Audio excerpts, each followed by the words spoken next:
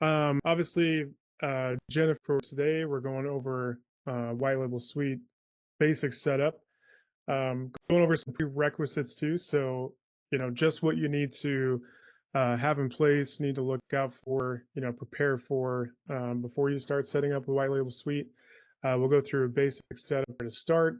We'll go through the lead search, the AI assistant, just some FAQs we get there, and then white labeling the software and package creation. So looking at, should that be your focus right now? Should you create packages right away? Should you white label right away?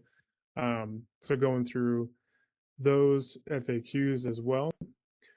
So just real quick, some prerequisites, right? So coming into, using a piece of software like white label suite and what it can do, for your business.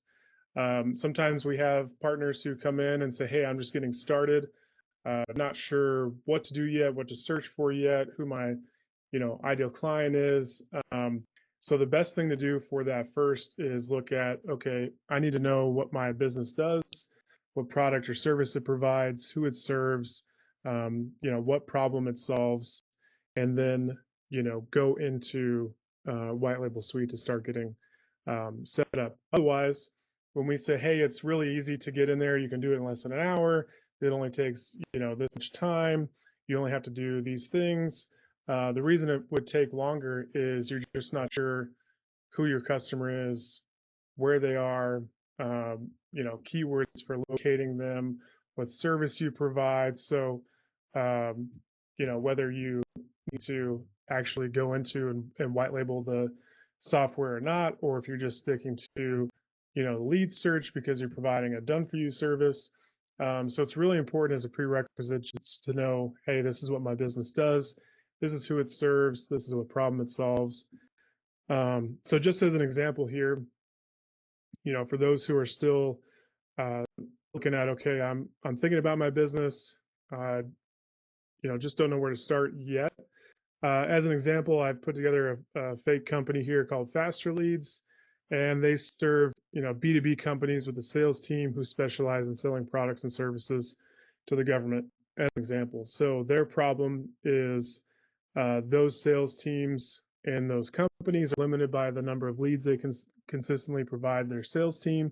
It's keeping them from booking appointments, closing deals, and obviously awarding, commissions to their sales team. So as part of that, coming up with solutions, I could provide LinkedIn lead generation system to close sales. I could help them with email marketing system, generate leads, and help them increase their commissions, because that would be that system would help them book appointments, would help them stay in front of their ideal clients. And the biggest thing here, when it comes to, hey, where do I start with this? What should I be focused on? Your business can be as simple as something to say, which is your offer, and someone to say it to, which is that, ideal customer profile that, or, niche, as I just went over with that example for Faster Leads. And if you haven't checked out yet, go to the Freedom Program in the community on how to build a business, and that will help you, decide what you want for your business, who it's focused on. It'll help you create an offer, how to sell it, package it, and then what you should be focused on moving forward coming into white label suite.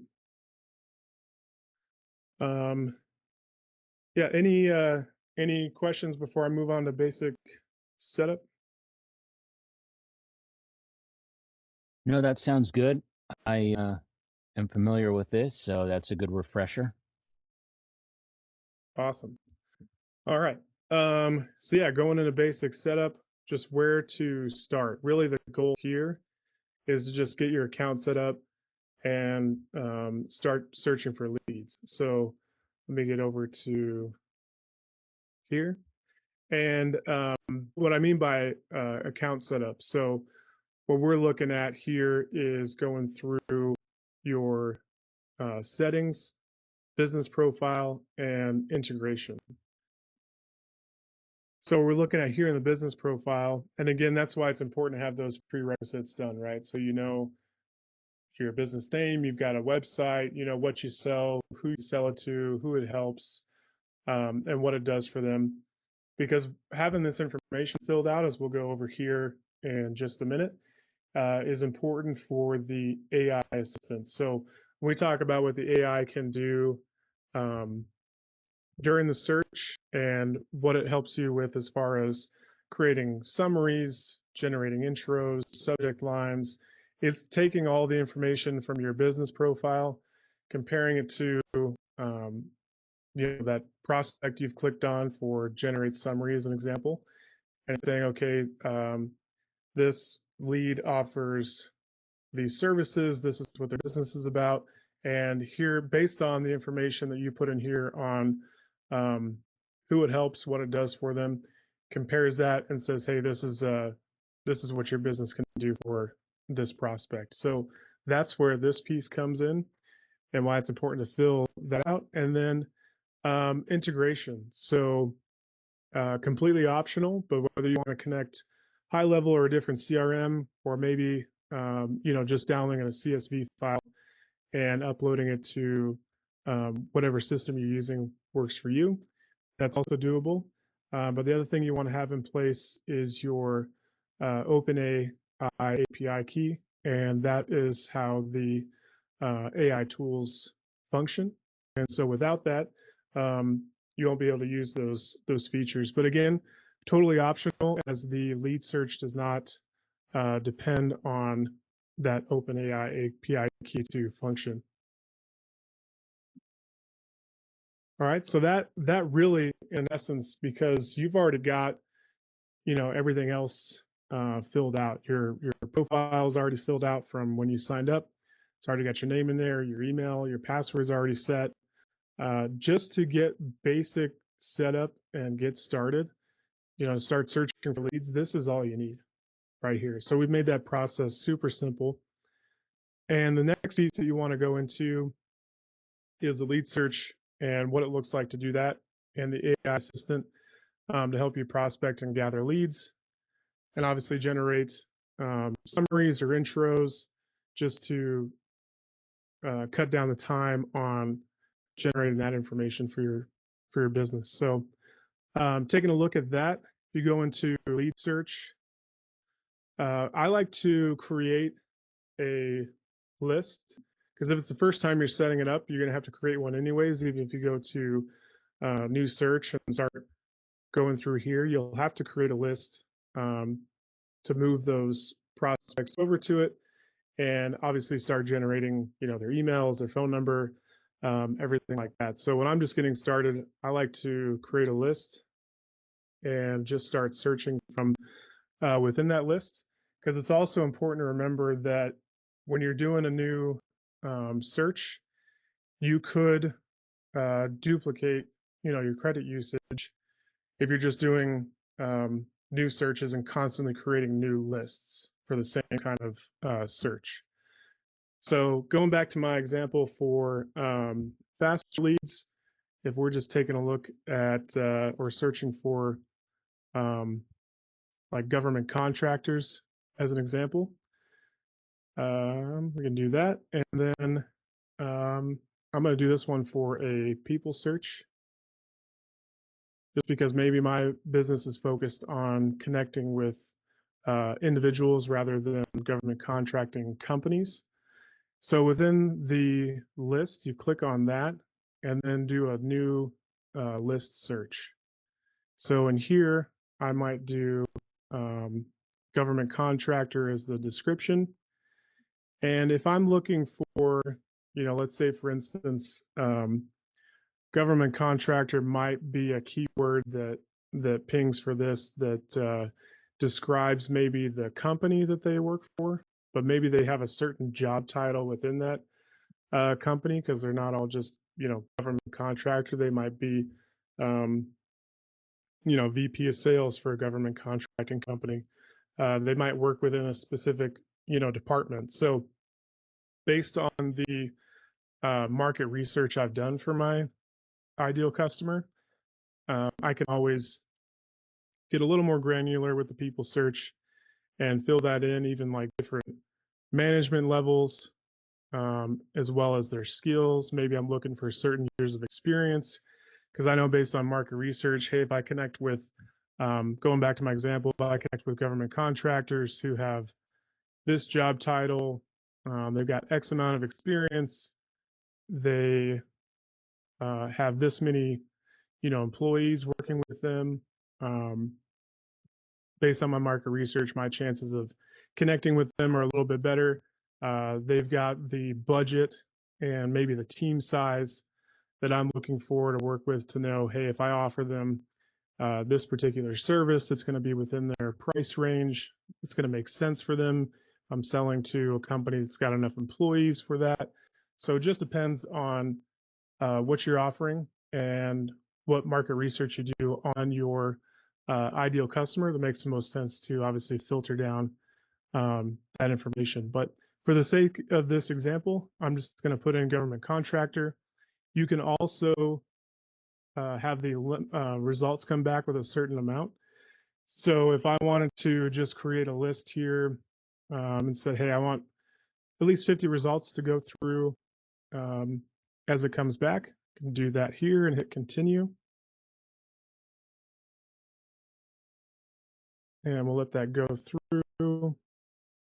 One thing to note on here, as it's loading, the system is also searching for uh, contacts that exist in a list that you have already. So what this will do, I asked for it to load 50. So it's going to load 50, but it's going to compare these contacts to what I've already got in a list.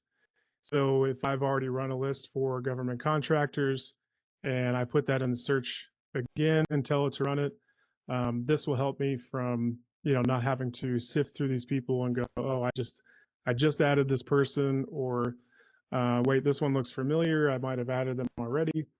So we've eliminated that for you.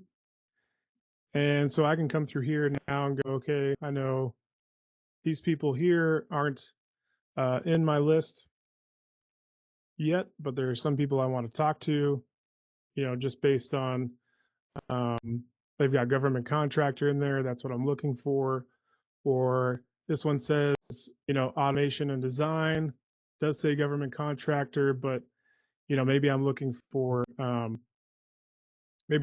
people who specialize in vehicle purchasing, so it doesn't make sense for automation design, as an example. So now that I've got those people selected, I can click on add to list. And I've got 4 results that have been added there. One thing to note with our credit system, in the people search, I can keep loading more results in here, and that will not, cost me any credits. The minute that I add them to a list, that is a credit. So those 4 people that I added, I've just spent 4 credits on that. And again, since I've hit load more and I've requested that it, loads 50 people every time, it's also filtering out any existing contacts I moved over to a list. So it does take a few seconds for that to populate. But now I can go through and let's say I've gathered, I sent 4 over there, but let's say I've gathered, like 25 people. I'm like, hey, that's good. I'm going to start with those. And I'm going to go back to my list here and look at, all right, so far I've got an email for Cliff, and maybe these guys didn't come back with an email here, but knowing that I can take this just a little bit deeper on the enrichment, I can say, hey, for these guys that I didn't get an email from, what else can I learn about them? Enrich that data. And when you do that, that's an additional 2 credits. So I put 3 through that system, that would be 6 credits. And now I can go through, it's going through that information and look at what's come back for that additional data. So here I can look at their skills, I can look at education, I can look at their job history, and I can also check, sometimes it'll come back with like date of birth or other contact info. So you can also do that as well. What you'll have noticed here too is it continues to look for more data and update these fields. Before it was only Cliff that had the email, and now for this person here, it's been able to come back with their email address after a few more minutes. So our searches are in real time. This isn't a database, so sometimes people will come back right away because the system's been able to verify that contact info, and then sometimes it'll take a few minutes to do that, and then it'll come back. So just to keep that in mind, doesn't always mean just because the email wasn't found right away that it doesn't exist or we weren't able to locate it. All right. Any questions on the people search? Yeah, so in that regard, on that previous screen where it said location, do you have anything where I guess it would be considered like a negative keyword, so no one in the UK? I know it was a broad search, there wasn't an area there, but are you able to eliminate areas? When you want to eliminate areas, I would just let me go back to the search here. Um, we have that advanced. Or maybe in location, just put United States. Would that work? Yeah, you can do that. Okay. That would work for that. I was trying to think of maybe it wasn't UK, but if it was like Scotland specifically, you could just put Scotland in there if you didn't want the whole United Kingdom as an example. But yeah, if you're not looking for people in Europe, I would just put United States. Because it looked like that search was pulling, if you scroll down, it was very random, it was all over the place, couple places from the UK first, and then it was just various cities. Yeah, so with the people search, we've actually updated this so you don't have to put in a location because some of the feedback that we've gotten, is I might not know exactly where those people are yet. So I just want to run the search based on the description, see what comes back right away, and see, oh, okay, I don't necessarily want to work with people in the UK, want to keep it more in the United States. And, these people are in Texas and Oklahoma, and like, just as an example. And then you could say, all right, now I'll do another search for people in Texas because it seems like I got the most results out of that area in the United States, and I'll just focus on that, for right now to get more contacts. Got it. Yeah, great. And as far as the phone numbers are concerned, I guess you don't have, that's not one of the options. You have to enrich it to get those, and then they're not always going to be available, I guess. Not always going to be available, and then yeah, uh, that first enrichment one, which is when you add them to the list, that's when it's going to search for that phone number for you and the email address. That second enrichment where this additional info comes up, that just goes into like their skills, their education, their job history. So not necessarily contact information, but just to be able to find out more about them and just gather more information. Okay. So on the initial search, then you should get, if it's available, email. I see a couple socials popping up, just LinkedIn, and if there's a phone number available, it would show up on that initial search. Yes. Yep. Okay. Yeah. And then as you build your list, you can obviously filter it down even more. So we have the email found filter, but if you wanted to do it by, certain position, do it by label, we've got these additional filters here too as you build out your list, and you get to like 500, 1,000 people, and you just want to filter it even more before you send it over to your CRM. You can do that too. Okay, great. Got it.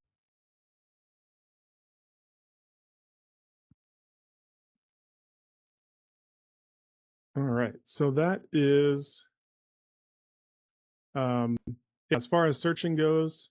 As I mentioned, I like to start with creating a list. If you haven't done a search before, because you'll have to create one in order to add those results and start enriching the data. Otherwise, if you've got a list created already, it's best to just go back in. If you've got them labeled by industry or, like the people search, I've got it labeled by title or anything like that. It's best to just go back into the list you've already been working through and do a new search within that list.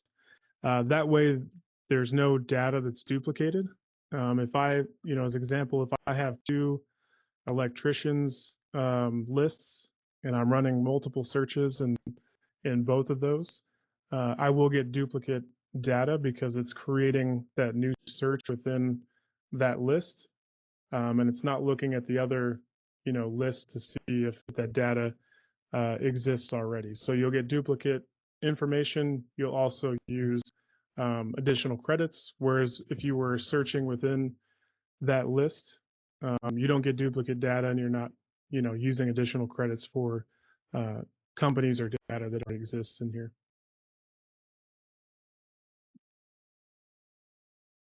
All right, and then when it comes to the AI assistant, let's go back in here. As I mentioned, totally optional. The AI, OpenAI API key in your integration settings here.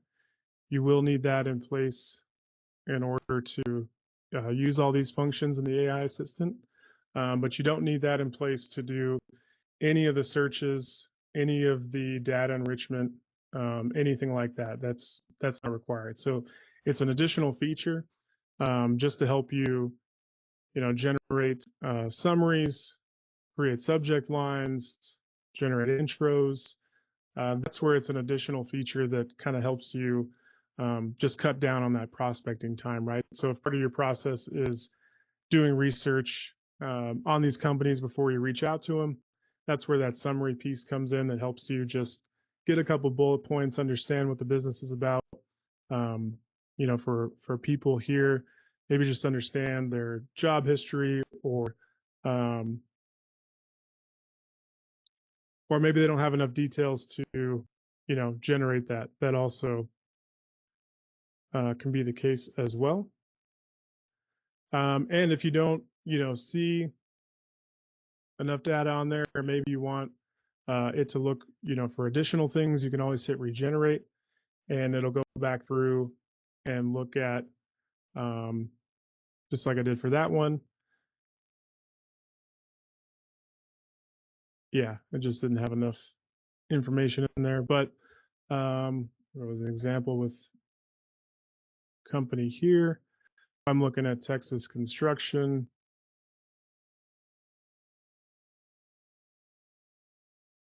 And again, that summary is looking at your business profile. It's comparing the information that it finds on the company.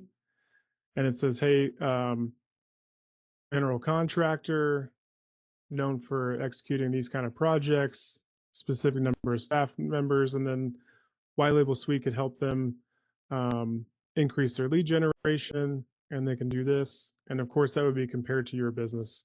Hey, the company does this, you do that. So this is how you guys could, start the conversation and have that potential to obviously work together. And then of course, you've got your subject line. So you can use this either for email, you can use it for maybe an introduction to a DM. You got your company intro.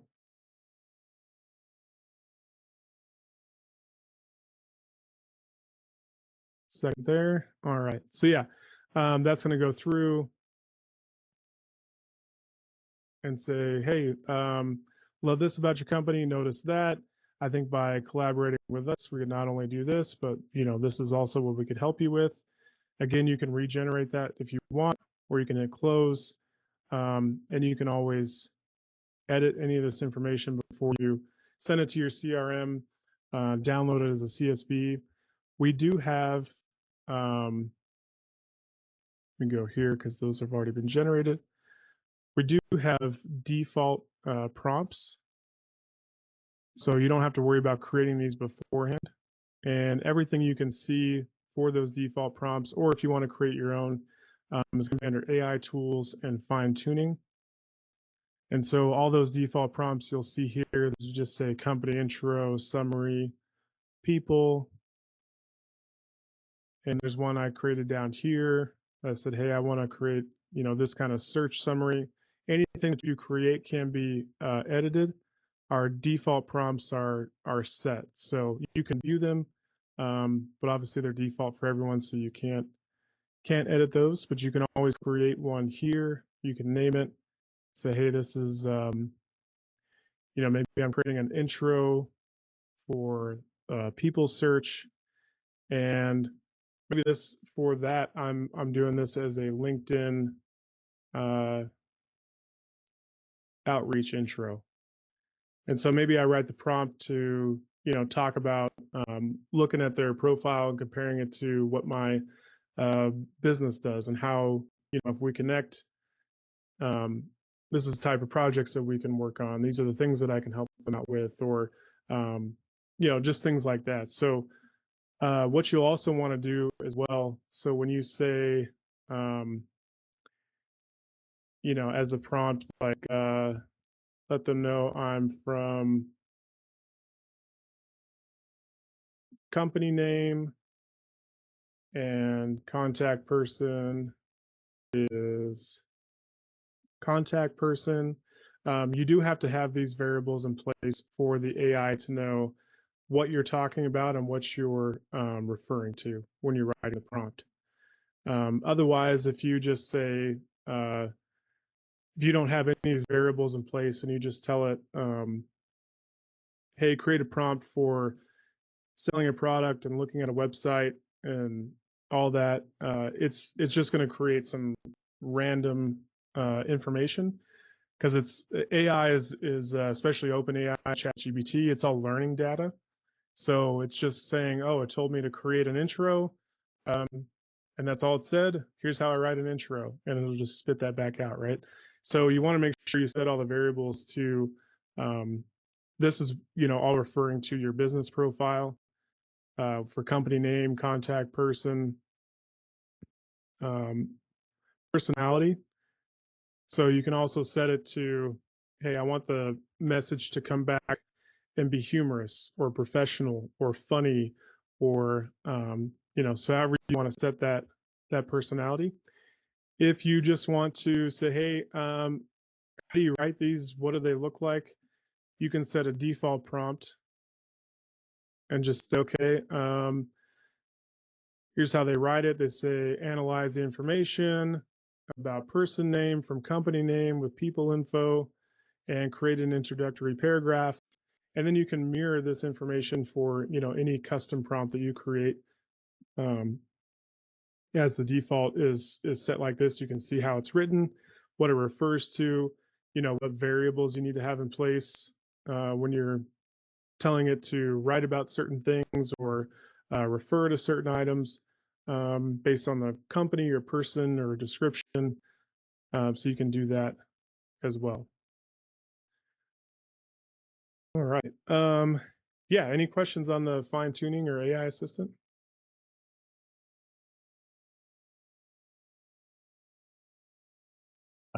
Yes, actually, let me see.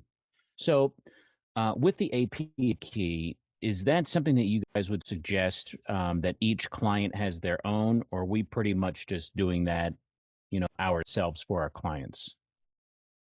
I guess it just depends on the service that you're providing, right? So, if you're just saying, hey, I've got if it's a DIY, type product, and you're just providing the software as your own for them to use, I would either bake that into like the package pricing, or let them know it's an additional feature. So obviously they've got to bring their own, API key if they want to use that feature. But yeah, it would just depend on your preference, really. And that's not really too much. It's like what, 10, maybe $10 a month or something like that. I think their pro plan is 20. Yeah, it's $20 a month. Yeah, for Yeah. that. But as far as the actual, that would cover probably enough of this data where it wouldn't go over that. Yeah, unless you've got a power user and it's a large company with a sales team and they're just cranking stuff out all day long. Yeah, it's going to take quite a bit to go through, the tokens they have available in that plan. Right. The other thing was, so with this API, do you have to hit each one of those for that information to get sent over to GHL? So As far as those like individually, or yeah. so if you have, now here's the other thing too, you don't have to have OpenAI's Pro plan. So if you just have like their, I think they're now discontinuing the 3.5 turbo and just going with 4 and 4.0. But the Yeah. 4 will be free, and then 4.0 will obviously be part of that Pro plan. But you can still use a free API key to generate these individually. But if you want to run it in bulk, because it's going through and running so many commands at a time, you do have to have, yeah, you can click on AI generate here. You do have to have that Pro plan because it's using so many tokens and it's going through so many things that their free plan just doesn't process data like that. So you do have to have a paid plan to do that. Yeah, got the pro plan, but I guess my question was, so when you click that, that will actually create all the AI information for all of those selected, so you don't have to click each one like the email intro and all those three little buttons under AI assistant. It will automatically do that. Yeah, it'll automatically do that. And Okay. what you'll have to keep in mind too, so I've got 20 records selected right now. If I did my whole list and selected 31, or maybe there were, 200 in there, to get through that many companies for all three options, it's probably going to take about 10 minutes to do all of that. Right. Um, so yeah, just keep that in mind because we have had some partners who just run it, and then as soon as they click the generate, then they click okay, now send it to my CRM, and they go wait, there's nothing there. Well, I didn't have enough time to generate all that data, so just keep that in mind. Okay. I don't know if you have an example of this. So how would that actually look in GHL, within the context? It'll have that little each one of those pieces of information. Yeah, so let me just go over there real quick just to show you. Yeah, it'd be nice to see how it actually kind of shows up. Then I know what to expect. Go to contact here. So I'm just clicking on a random contact because we have this um, in here.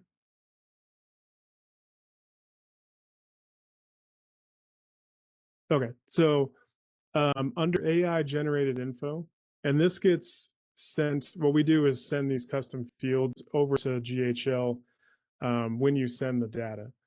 So that this doesn't just exist in here, automatically from GHL. It's only when you send over the data. So when I send over a contact, it'll send over, if they were able to generate any of these social media. And then the intro by AI is in this line, your AI Okay. summary. Um, if they had Google Analytics, if they had Tag Manager, if they had Facebook Pixel, their position. So all those custom fields are included and created when you send the data over. Okay. Understand that. And are most people using like that sub account that they're sending that to do their cold email, or are they somehow populating that into instantly? I'm just curious about the actual outreach once it gets there. Yeah, so once it gets there, one thing to note on that too. So if I've got a list here, you can also do a tag and a source. And you can trigger workflows in GHL by tag. So that's why we do have this feature in here. I think HubSpot lets you do the same thing too. But I could say, hey, if they're tagged, government contractor as an example, and I know it came from my, white label suite software, I could tell GHL in a workflow, hey, anytime a new contact is created with this tag, then drop them in this workflow that's, my cold emailing sequence as an example. Okay. So everything can pretty much be done directly within a GHL sub account as opposed to taking it to a third party to do that cold email outreach. Yeah, yeah, and obviously that'll depend on what you've got set up in your GHL account, but all of those capabilities you can do, in GHL. So warming up your domain for cold outreach, creating those kind of outreach campaigns, um, sending them in a certain cadence or time or anything like that you can do in GHL. Okay, great.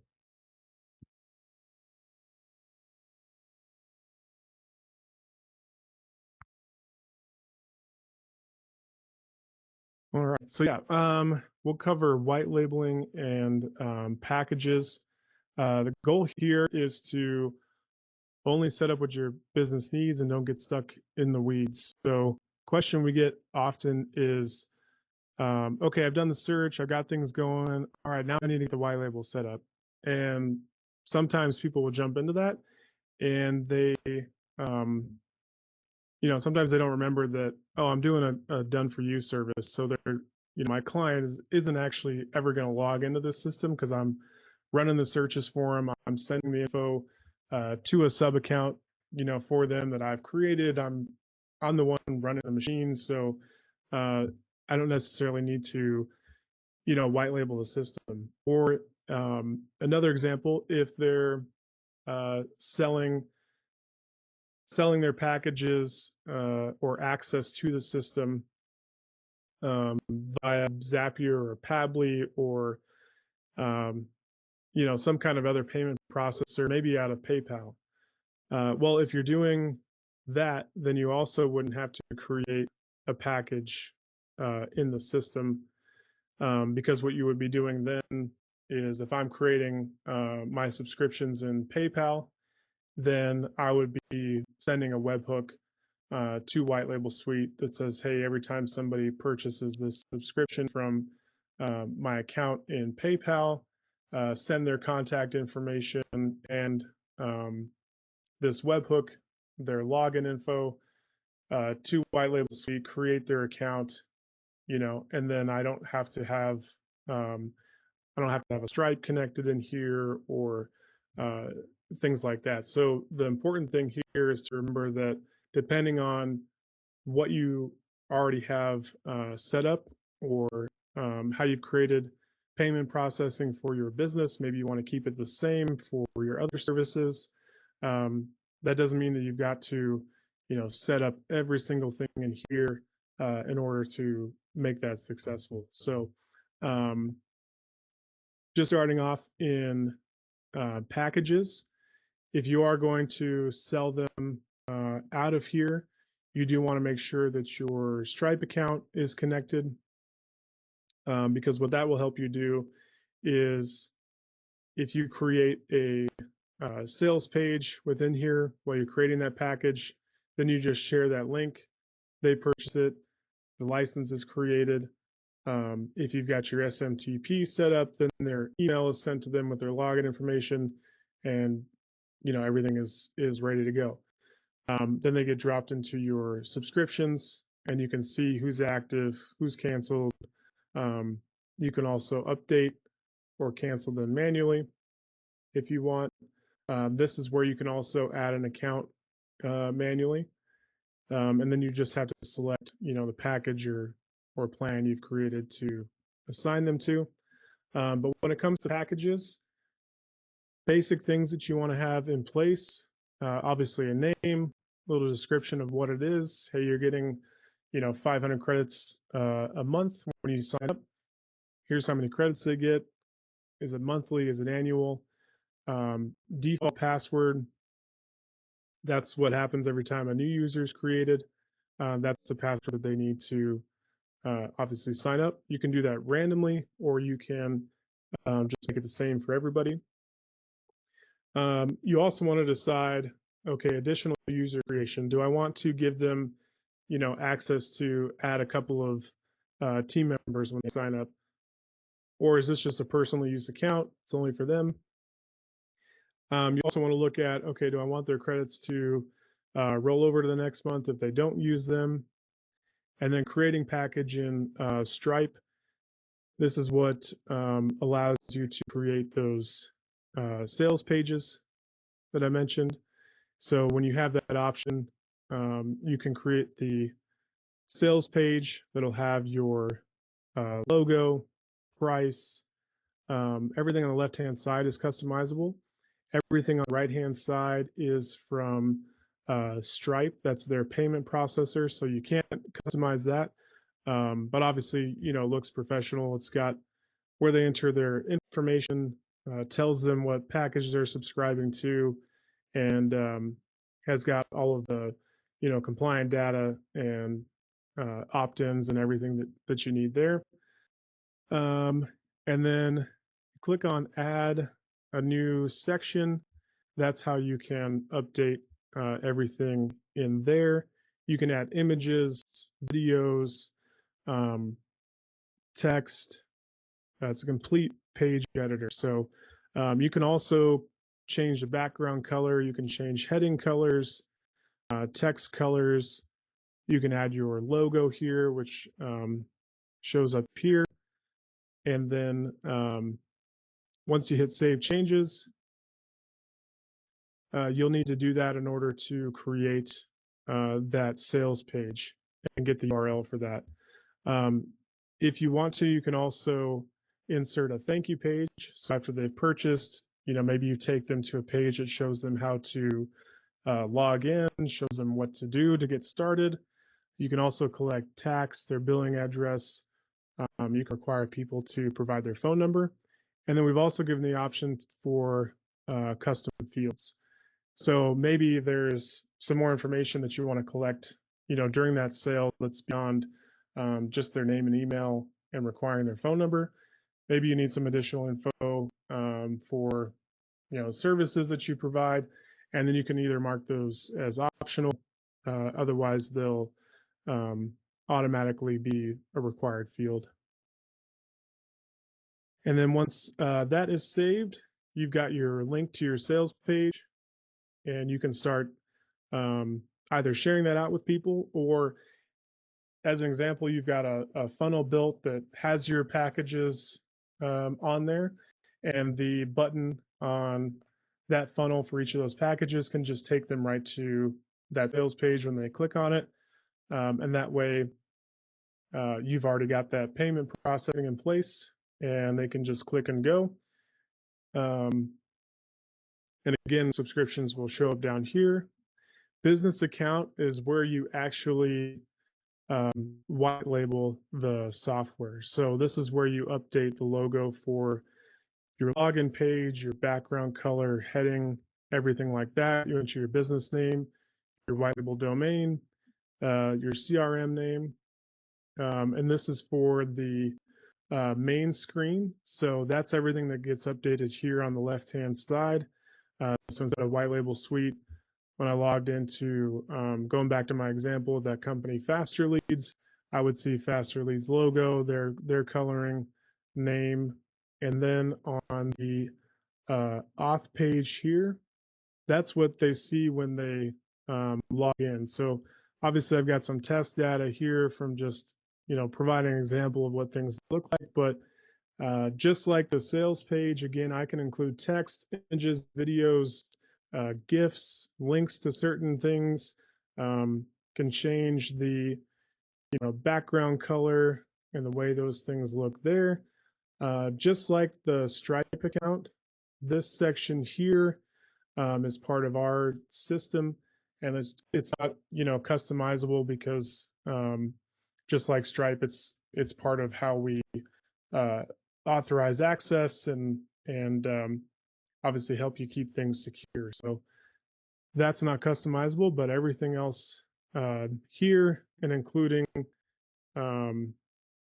what's above here in sign on, completely customizable, and then you're ready to go. Any questions on the white label or packages portion? So if they are logging into our white label GHL and we've got a link, they can go directly through there. It's going to look different, correct? So if they're doing it through our CRM, and there's basically just a link that we've created down below at the bottom of GHL. It says log into your leads. It'll just be, I guess, the login field, right? So they won't have to go this extra page here, which is what you're talking about. That's a separate login area. Yeah, so even if you've got a custom menu link on the side here, maybe it says like in the past we've had Comet leads for um, our retail product. Once you click on that, I'm not sure if this is still active. Yeah, it is. So obviously we haven't changed anything since we've gone white label suite, but what that'll look like is that login page that I've created here. So this is just an iframe. So when you create a custom menu link in GHL, it's just an iframe of another web page. So they would Right. still need to log into your software because it's a separate system. So once they log into GHL, we'll not automatically log them into white label suite. Right. And then once they log in, it's gonna I guess I've got to do some testing. I kind of want to see what it's gonna look like from not the agency view, but from their view. Yeah. So what it'll look like for them. Um, this is an example here. I've got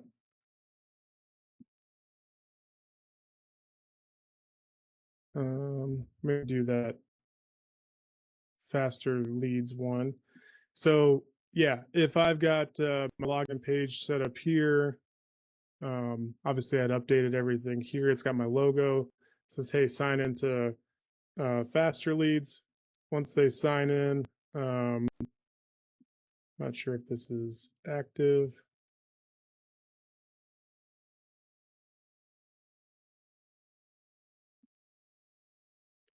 Let me go Okay, back that's here and pretty see cool. if So we you can got have that. the video there and be selling it and also have a login. Yeah, yeah, exactly.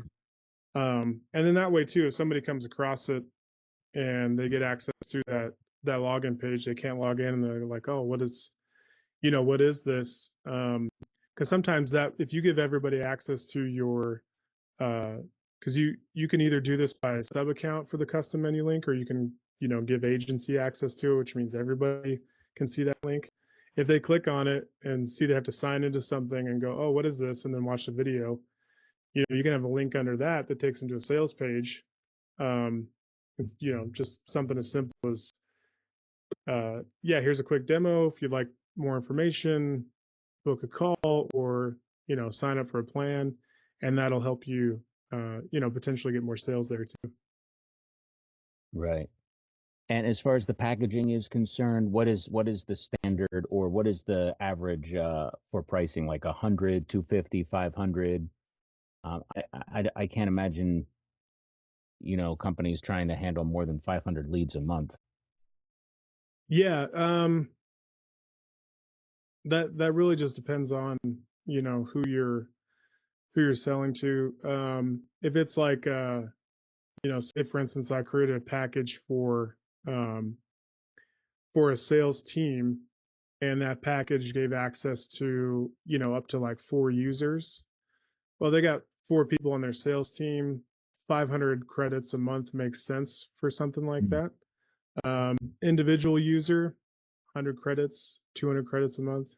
You know, um, yeah. Otherwise, like, yeah, it does become um, a little bit overwhelming. And then if you're not rolling over those credits every month, then they start to go, oh, well, we're not even using this much. Do you have a different plan? Is there something else we can, So yeah, you have to keep that in mind too.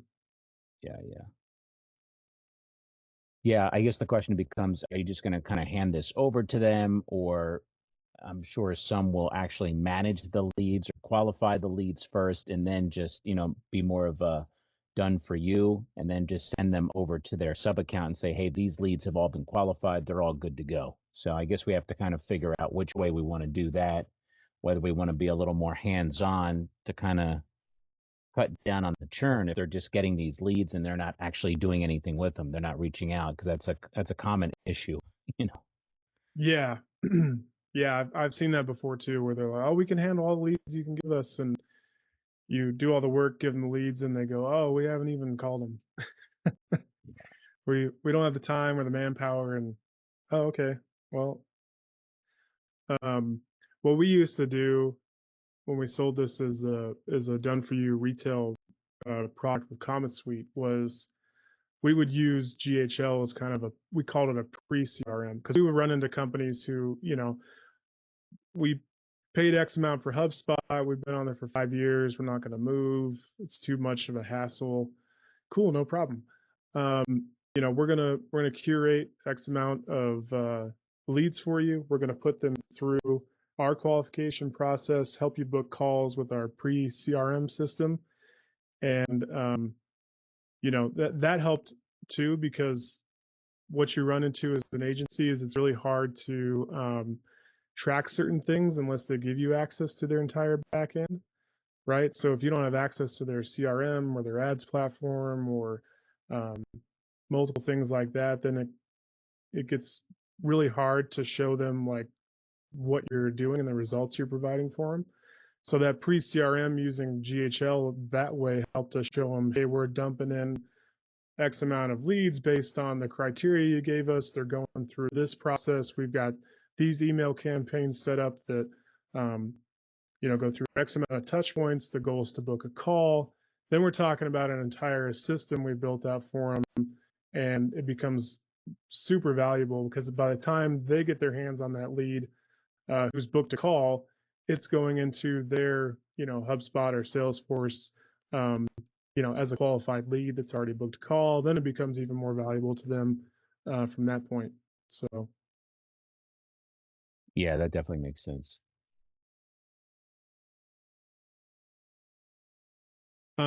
yeah, common question too we get on package pricing. Again, just depends on the market. Obviously, you don't want to be, you know, in a race to the bottom. Um, so the best thing that you can do is obviously, you know, niche down, make sure you've got that dialed in. It's a specific solution for, you know, a specific target market. It's valuable to them, and then you can price, you know, accordingly. That's how we have some partners who, you know, work with larger enterprise accounts who are able to charge, you know, 2 to 5 grand a month because it just makes sense for that business. They're used to that model. They're used to a done for you service that costs that much per month. Um, but again, if you're selling to, you know, an individual salesperson, they're getting 200 leads a month.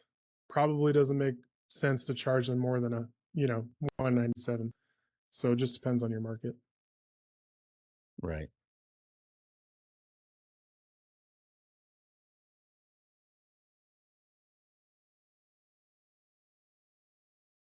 All right. Yeah. So just going back to here. So your business provides, you know, customers with a DIY solution, obviously white labeling it, creating the login pages, creating those packages that are for that makes sense. If it's a done for you, and really at the end of the day, you just need to run the searches for them. You're the one doing, you know, that example of the pre-CRM. You're putting these leads through a process and a system and booking calls or whatever that looks like between you and the client. Then it doesn't make sense really to go through, you know, a process of white labeling the whole thing and adding everything when, you know, they're probably never going to see the software. So, um, yeah, just want to make sure that everybody understands that just depends on your business model. So don't feel like you've got to set everything up, go through every feature, turn on every option, adjust every setting. Just keep your business model in mind before you do all that work. Yeah, so only set up what your business needs. Don't get stuck in the weeds. Yeah, when packages, um, you want to keep in mind too. So if you've already got a system through, or not a system, but you've already got a funnel, you know, set up with GHL, and your Stripe account's already set up there, and you've already got, you know, things created there. Um, then I would, set up the automation to, after you create a package, I would set up the automation to send a webhook um, to White Label Suite, provides this data, and then that's what will create, the package for them after they purchase through your funnel. Because otherwise, it doesn't make sense to have your Stripe account set up in GHL as an example, have it also same account set up in White Label Suite. You're running payments in two different places. Then things just get a little confusing, right? So if you've already got a funnel over there, if you've already got a system in place, just set up the workflow for firing the webhook and adding that person to a certain package so they get subscribed, their account gets created, and then obviously once that's done, you're ready to go, and you're uh, going back to that example with GHL, that workflow can also send an email to let that person know payment was successful. Here's your login information. Here's the welcome email and all of that good stuff. Some questions we get under white label as well, custom links. So we have the same, kind of GHL option with creating custom menu links, and those show up here. And so if I wanted to create a link maybe for, maybe I've got a certain, video that I want people to see, or I've got a community or anything like that, that I want to give people access to without having to remember the link or go find it somewhere else. I can create that here. It'll show up here. Just gives you some more customization and flexibility inside of the software. Your SMTP, this is with your email provider. So if you want our system to, just to clarify too on this, our system does not send emails for, email campaigns or cold email or anything like that. This is strictly just to help you send a welcome email when somebody purchases a package. So this is done through, if you've got Gmail or Outlook or Mailgun, you collect that SMTP information from them, plug it in here, hit save. A new feature for us, you can now test this to see that it's working right, instead of having to, create an account and see if it fires the welcome email after doing that. Once you fill in all this information, there's a little test button that shows up here, and you can send a test email to make sure you've got everything set up correctly. This webhook feature is this is for sending out data to a different payment processing, system or CRM to say, hey, just had a package created. Here's that person's information.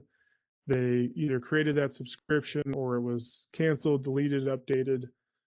So that's how you can use that webhook to update third-party system. And yeah, that is everything under white label.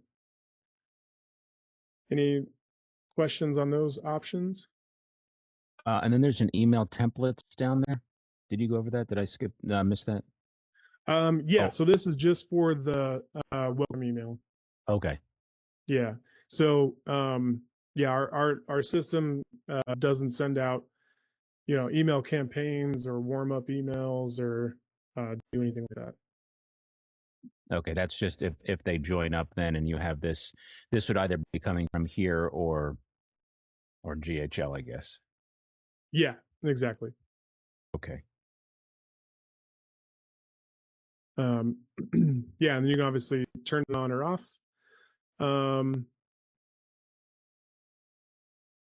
Yeah, so that is the basic, setup. So what we want to make sure is, as I mentioned, like when you get started, make sure your business profile is filled out. So if you are using the AI assistant, it knows what your business is, what it sells, who it helps, what it does, contact person. Personality is for what kind of style of writing you want that intro to be in, as an example. So if it's professional, fun, humorous, you can put any kind of descriptive word in here. We don't have a drop down, so it's completely customizable. Um, you've got those options, and then you want to make sure you either connected to your CRM. Again, you can download a CSV file if that works for you, or you can connect your high-level CRM here, your open API key you want in there, and then from that point, you can start searching. So there's nothing else that you need to do there. And then when you're looking at packages and white labeling the software and doing all those things, you just want to make sure that it's something that's needed for your business model. Otherwise, you don't have to worry about white labeling it. They're never going to see the inside of the software, and you're the one that's running that service for them.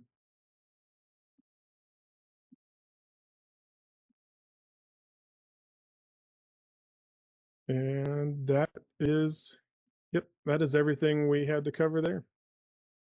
Okay, great. Real quick on that wallet there, if you're signed up for a particular package with you guys, you can, okay, yeah, you can add a card on here, and then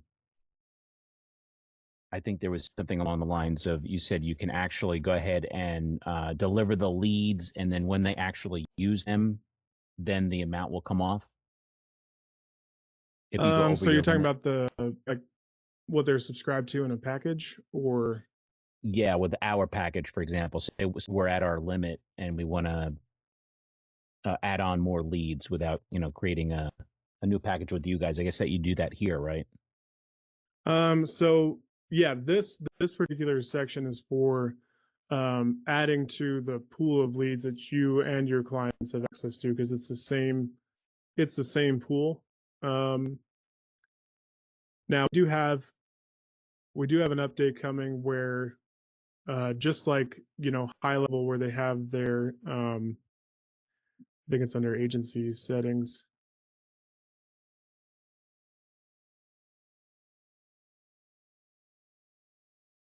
Yeah, the SaaS configurator. Right. Like if I said, hey, I want to charge X amount per email, and I want to charge X amount per text message, and here's what high level charges me, and then here's what I can charge somebody else. Um, we'll have that option here next couple of weeks, where same kind of concept. It'll cost you 12 cents per credit to top up, but then you can charge your client 16 cents a credit, as an example. That way you can create an additional margin or revenue stream as they want to top up as well, instead of having to go in to our system currently and update their account. Just show you here under subscriptions.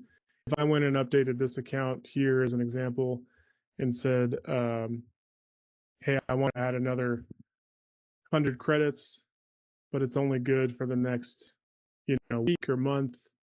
Um, that's how you have to add additional credits to somebody right now. And what this update will do is give your clients access to this wallet feature. They'll get charged 16 cents a credit um, to purchase additional credits. Our cost there for wholesale is 12 cents. You make 4 cents every time they add credits, if that's the margin you decide to do there. But then they can set their own settings. They can purchase more credits at any time, or they can do, hey, when my credits hit below 100, I need you to put another 500 in my account.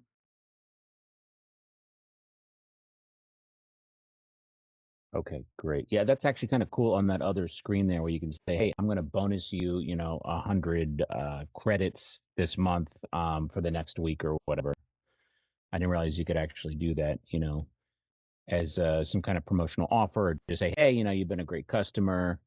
I'm going to throw in a couple. And are most people saying credits or leads? Because it's not really a credit.